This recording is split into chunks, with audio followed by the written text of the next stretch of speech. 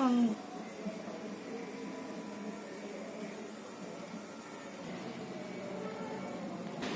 Guys guys পাপাই ধুনীয়াকৈ পূজা কৰি আছে, পাচালি পৰি আছে। ভাল লাগিছে নে আপোনালোকে জনাব।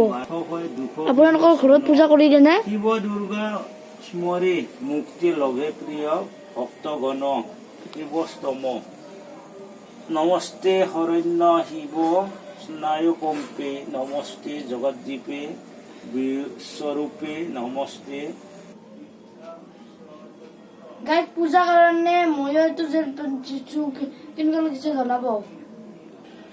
বলক মা এতিয়া কি কৰি আছে চাওঁ বলক। মা কি বনাইছা? পায়স বনাই আছো বাবু। পায়স ভিডিঅ' বনাই আছা? ভিডিঅ' বনাই আছো। মই পায়স বনাই আছো দিয়া। দিয়া। গাইজ মা এতিয়া পায়স বনাইছে।